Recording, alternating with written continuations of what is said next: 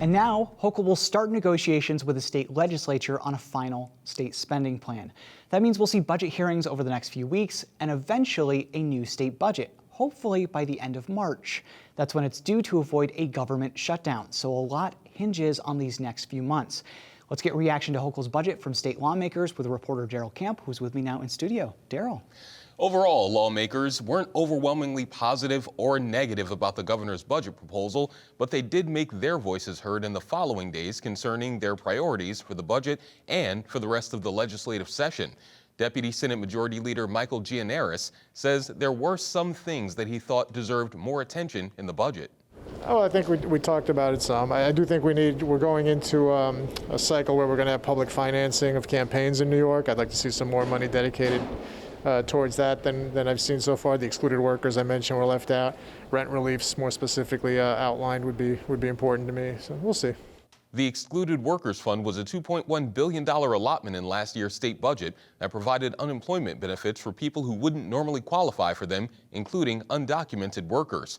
Hochul did include new funding for the healthcare industry in her budget and money to expand coverage under state-sponsored insurance plans. But some progressive lawmakers were hoping for something bigger, like the New York Health Act. That would create a single-payer healthcare system in New York, sort of like a Medicare for All model. It's sponsored by Assembly Health Chair Richard Gottfried.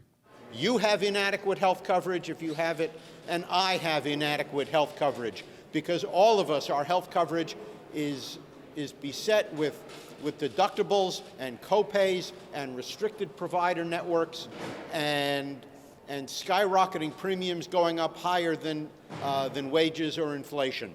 Democrats are also pushing for universal child care, the good cause eviction bill, and further criminal justice reforms, such as the fair and timely parole bill. Republicans, on the other hand, are looking to roll back one of the recent reforms, in particular, bail reform. Senate Republican leader Rob Ortt says he is skeptical about the way public safety was addressed in the budget. Nothing about bail, changing bail back, getting rid of cashless bail. Then there was $224 million to address gun violence. I'd really like to see what that entails. I mean, that's a lot of money. How are you addressing that gun violence? Is that some massive gun buyback program? What is the plan there? Budget Director Robert Mujica told reporters this week that most of that money will be used for non-law enforcement functions, such as violence interruption groups like SNUG.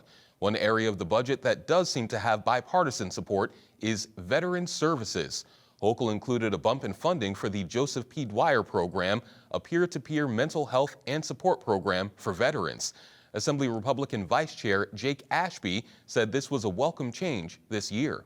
I have to tell you, I'm pretty pleased what I see in terms of veterans. I think what the governor is trying to do in terms of funding for the Dwyer program and its expansion, I think is great. Overall, it appears that lawmakers are seeing opportunity to make inroads on a number of fronts during Governor Hochul's first budget negotiation. Great. Thank you so much, Daryl.